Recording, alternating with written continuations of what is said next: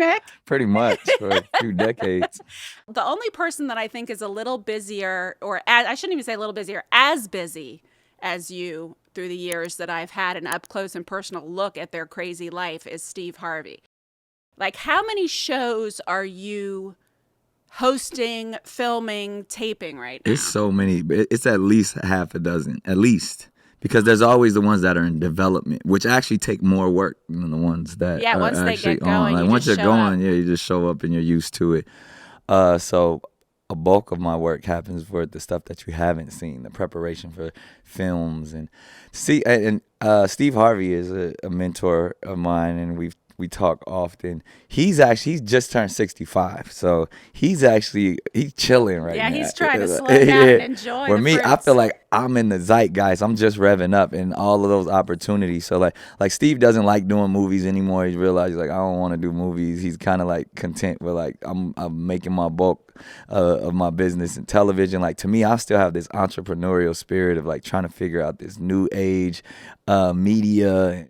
Oh, right. I have a few podcasts. I produce a few podcasts. I have digital shows. I have television shows, films. So, and I feel like I've always been that way. But I think that also probably has a lot to do with, when dealing with the work that needs to be done within the constant running, the constant driving. Nick, I'm so proud of you for saying that, because that's really what I see from where I sit. First of all, let me just say that like I knew who you were before I met you. And by the way, I met Nick in person, yes. Right? When the first time I came on your show, on the Nick Cannon show, which just launched. Yeah, just his first season, still season 1. And it's doing really well. And I wasn't sure what to expect, because the only thing I had seen you on is, I guess, The Masked Singer, which my husband is a big fan of. And, I remember when because, Mariah's the queen. I remembered Absolutely. When you married Mariah, and I knew you had 2 kids, but I didn't know a lot about your story. Right. And then your producer of your show, who I used to work with at Oprah, Katie Davis, called me up and said, hey, you want to come on this show? So I didn't know what to expect. And I just have to say that you show this on your talk show, but you haven't really, in the other places I've seen you haven't shown how, like, this man's heart, guys, is so sweet. Not that I expected you to be an asshole. I didn't. I thought you'd be nice and cool and fun and whatever. But there is and I think that's part of your appeal, probably why you have so many baby mamas too, is that you're cute and charming and funny, but you also have this very, like, this sweetness about you. Yeah, I get that a lot. Yeah. And I think that's probably to my detriment too, because I feel intensively. I feel like you said it, I have a big heart, but it's like I wear it on my sleeve. And to be able to, like, I've learned to manage it over the years, but because I know I'm sensitive in spaces, then I kind of keep myself, I put these guards up that kind of allow me not to have to feel. Like walls. Yes. I feel really attached to you. Likewise. But I can see how I'm not going to be one of your baby mamas, and I'm happily married. Man. But I can see how you would be kind of irresistible. I feel like over the years I've learned how to, like, I no longer want to play the game, because I used to be out for the chase, and I would use my so-called charm to kind of, for not evil, but for play. Yeah, to devour and conquer. Yeah. And as I'm getting a little older and hopefully more mature, I'm realizing that that's just creating more and more energy and actually covering up a lot of stuff that, especially, my priority now and understanding that I have to be the best father I can be. So I got to do some work. So that's what I struggle with. I struggle with, loving too hard and trying to please and trying to use my big heart with these great relationships that I've created. And a lot of times, there's some desires that I'm like, oh, I can help you with that, or I can make that happen. And I've realized now, I also call it, there's a mixture of like my heart also mixed in with I call it the access to excess, because there's nothing wrong with living an abundant life. But when you have an abundance of an abundance, then it becomes like, all right, what am I supposed to do with this? How do I organize all of this? How do I keep this? They say too much of anything is just like not enough. It's a lot. Yeah. I mean, it's too much to handle. Yeah, so I think having the access to anything excessively, I think that was, a lot of that is kind of where some of including booty. Yes, exactly. So that and I've been that way because I used to be like, ooh, it was all about quantity. It was all about how many. It was I think as a young man, you think like, oh, the more women I have, the bigger the ego. Yeah. Well, that's how we're raised in our society, guys especially. And I think that's backed me into a corner because that's kind of become my that's the MO. Like, oh, he's a ladies' man. Well, that's what I thought when I met you, that you'd be, not that you'd come on to me. I didn't expect that, and you didn't. But I expected kind of a player energy, just like, someone low key, but and you don't, which is like, I'm sure one of the secrets to your player. Never let them see you coming, Doc. I want to get, you've sort of alluded to this, the ways in which you've used, and this isn't intentional, obviously. I mean, you have all of these amazing opportunities. Of course, you're going to take advantage of them, and you're so good at what you do. But you don't breathe. I mean, I'm so honored that you took the time to do this, because every day you have a million different projects and performances, and just watching you do your show. And we're going to talk about this, later on, but like, given even just what you've been through lately with the loss you've experienced, just to be like having to be on and performing and moving and then going on to the next thing and the next thing, that is sort of a way not to. And every time I see you, I say, have you rested yet?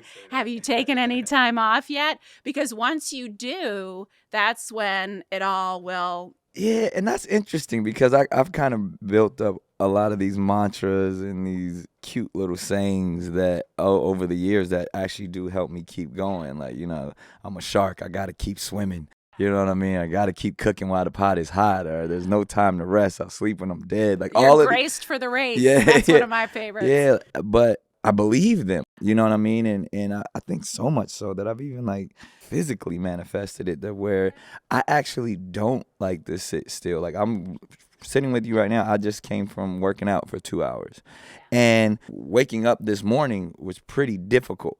But knowing that I had to get out of bed and I was going to be able to get through these aches and pains and working out, and I deal with inflammation and lupus and things like that. I want to talk about that. So it's interesting. That's physically it's been manifested into my body that I feel my best when I'm super active. When I'm dormant and sitting, I'm in pain. I'm restless. But part of the reason for that is because that makes total sense to me, first of all. And yes, I mean, how long ago were you diagnosed with lupus? 2012 is the 10th year. So 10th year, and you have it totally, have you had sort of an super under control? You know what I mean? I probably done every diet known to man. I used to be on 33 pills a day. Now I'm down to 2, and then a few multivitamins and stuff. But probably small dose of prednisone, and then my kidney medicine. But lupus is an inflammatory disease, and brought on by stress a lot of times. Yes, and so what you have done is figured out, which is so brilliant, using working out and positive thoughts and mind-body meditation. Yeah. Right. You've really slowed down the inflammation. But the tricky part, I'm just going to say this because I can't shut up about this, is that the reason when you stop or when you aren't busy that you're in pain is because pain is coming up for you to release. And so the natural inclination, and I learned this, I knew this clinically, but I learned it personally the hard way. I've shared this with you before, I think, that our inclination is the way to successfully manage emotional loss or pain is to manage it. And this is what I thought, and I think you probably think this, that to continue my work and my life successfully, where I'm not breaking down, where I'm not losing my shit, right? Right. And I did that when I had my biggest loss before losing my son, which was my mom, who I was extremely connected to. And I did what you were doing. I was shooting a show for Oprah on Oprah Winfrey Network. I had a radio show. I had all this stuff going on, and I was doing the same thing you're doing. until within a year, I had breast cancer in the same breast she had it in. And it forced me to stop my life. And then when I stopped my life, all the pain came up of the loss and the grief. And that's when I finally learned that that pain that we run from, once we're just willing to sit with it for a minute and notice the emotional source of it and release the emotions in the moment, the pain Can I ask alleviates. a question though? So what, because I hear this quite a bit, like, oh, you got, and all those sayings, like, you got to feel in order to heal, and you got to take time, is positivity. In doing that, what is the resolution? What am I seeking? Because when I feel my best is when I'm going. When I stop, I don't like that. Yeah, because that's when it all catches up with you. But even so, is there a time, like, once I'm supposed to sit still? What am I supposed to sit and cry for 3 days? No, it's not like 3 what? days. We're talking 15 minutes at a time. And I can walk you through and send you some videos. But basically, and this is what I've learned and really been honing in order to keep functioning in the world after this horrific loss of my son, is that the way that I've managed it is that every single day, unless it's really coming up for me, but like, for instance, right now, it's not at all up for me. I feel fine. And my inclination would be to keep feeling fine. But the problem is that my body is storing some of that pain that I'm not willing to look at. So if I give myself just 15 minutes, and I will show you how to do this, and maybe we'll do it today if I just don't want to keep you too long, but you ground yourself in your body. You get really, really quiet. You could even do it as part of meditation. You just scan your body and you notice sensations, and you'll notice where the pain is. And then you literally put all of your conscious attention on those pain points, which is the opposite of what we normally want to do.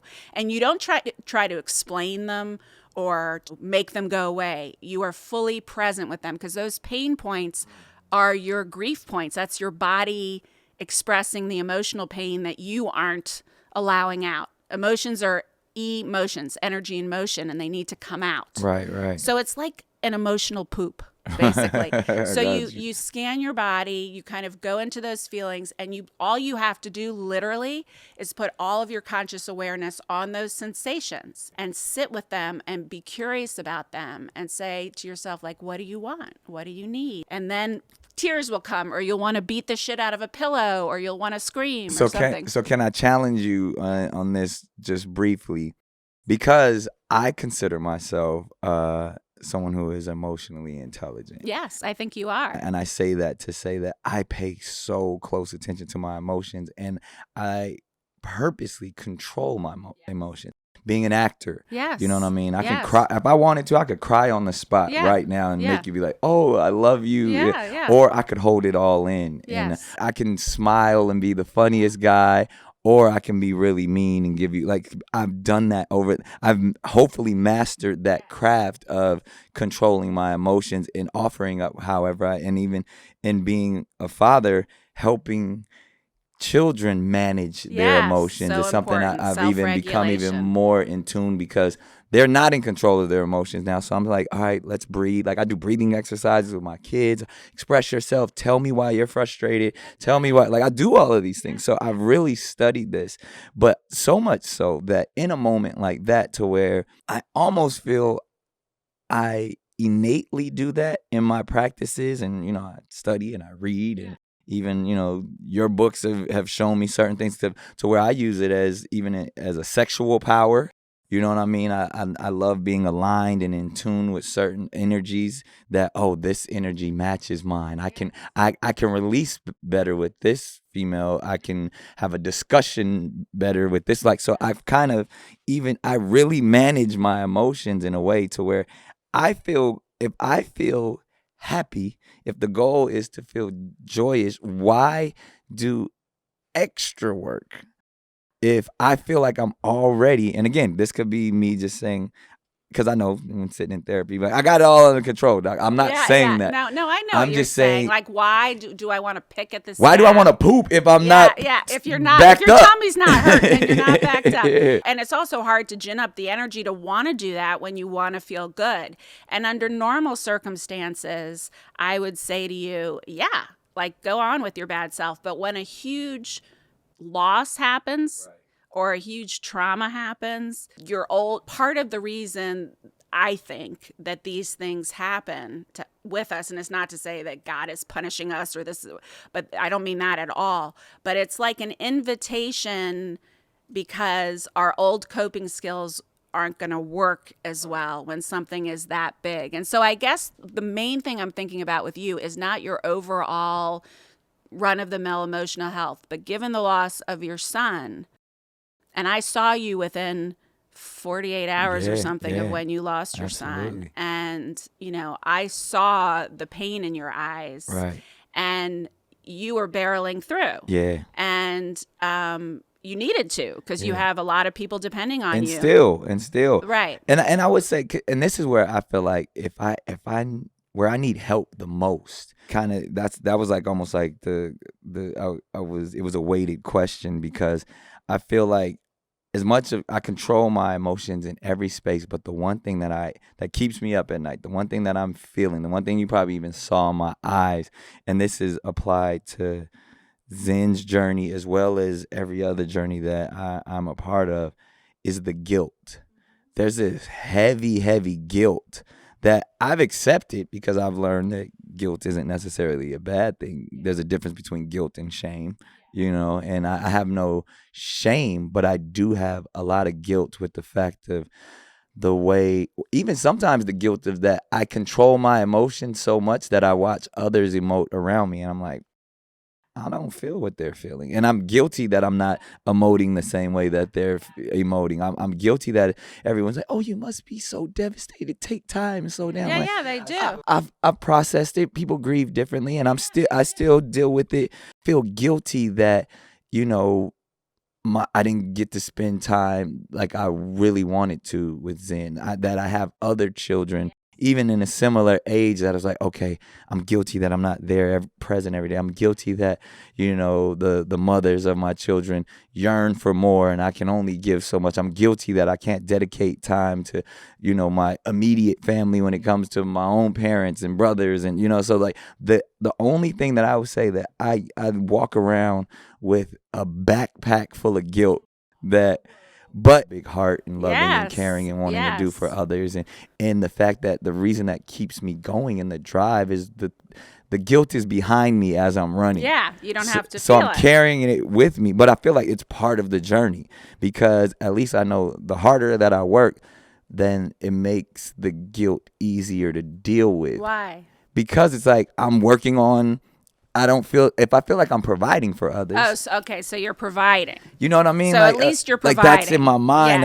I'm working. The word working, actually, everyone understands working. Yes. Like where I feel the guilty is if I am not working and I'm spending time with a young lady, or even if it's with myself, and I'm like, man, I got a house full of kids. I could be, So there you have it. My conversation got pretty deep and detailed with Nick. And I gotta say, whatever your story is about, or judgments you may have about the choices he's made, or the ways that he handles his love life, or his attitude toward monogamy or polyamory, or the choices he's made. The one thing I can tell you, having spent a lot of time with him, is that he is a very pure-hearted individual. He loves really deeply. He feels really deeply. He tries to be as honest as he possibly can be. And, I think his greatest struggle is probably, managing when he disappoints people. And, he's set up his life in a way where he often disappoints people. And, we all do that. We all sort of set our lives up consciously and unconsciously in a way to challenge our soul's growth. And, I do that, you do that, we all do that. And I think Nick is doing that too. But I can tell you that he is a very soulful person. He feels deeply, he loves deeply. He does not want to be defined, and I can respect that. And I hope that this has opened your mind to maybe thinking about things in your own life differently. Obviously, our interviews, especially the last one, created a lot of controversy, which neither one of us, we were just so into the conversation, we weren't thinking about how much was being revealed.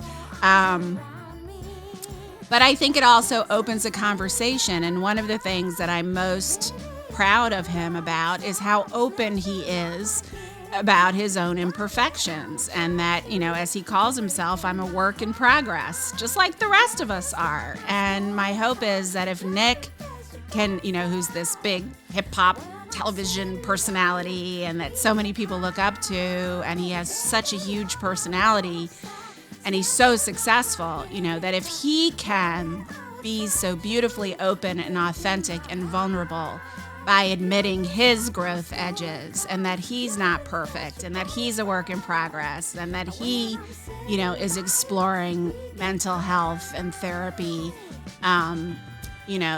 if he can do that, then hopefully it will normalize it for lots of other people who wouldn't necessarily be open to being so vulnerable or to admit to themselves or anyone else that they're less than perfect, because Lord knows every single one of us is perfectly imperfect, including Nick Cannon and including me and including you. But every single one of us is unbelievably loved. So I wish you beautiful love, beautiful life, and I'll see you next time on The Language of Love.